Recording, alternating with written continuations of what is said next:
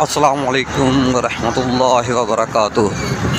میں اپنے سب دوست و احباب اور بھائیوں سے اپیل کرتا ہوں کہ جب بھی آپ سفر کریں تو سفر کی دعا لازمی پڑھ لیا کریں، اور سفر کی دعا پڑھنے سے پہلے گھر سے نکلنے کی دعا لازمی پڑھ لیا کریں، اور گھر سے نکلتے وقت سلام کر کے نکلا کریں، اور جب بھی کوئی کام کریں تو درود پاک بھی ساتھ پڑھ لیا کریں۔